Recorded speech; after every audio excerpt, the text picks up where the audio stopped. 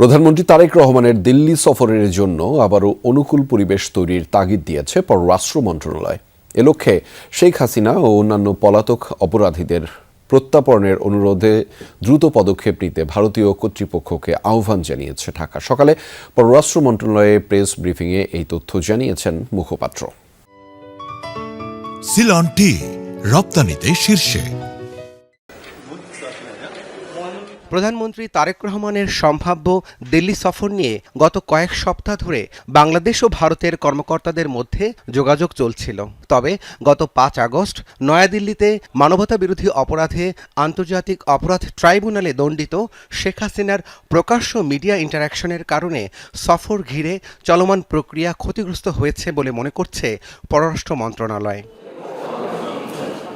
এ অবস্থায় তারেক রহমানের দিল্লি সফরের জন্য উপযুক্ত ও অনুকূল পরিবেশ তৈরির উপর জোর দিচ্ছে সরকার। মন্ত্রণালয়ের মুখপাত্র জানিয়েছেন, এ লক্ষ্যে শেখ হাসিনা ও অন্যান্য পলাতক অপরাধীদের প্রত্যর্পণের অনুরোধে দ্রুত পদক্ষেপ নিতে ভারতীয় কর্তৃপক্ষকে অনুরোধ জানিয়েছে বাংলাদেশ।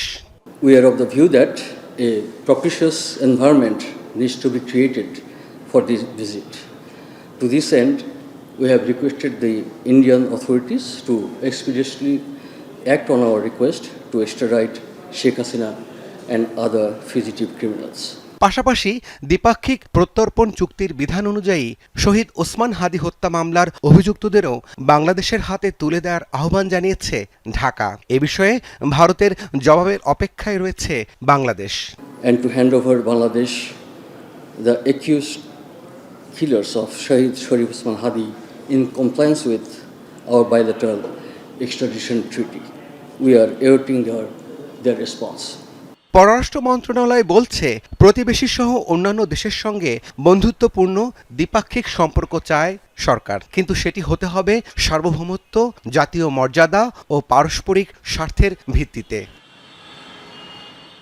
রাবি সিদ্দিকী, যমুনা নিউজ, ঢাকা।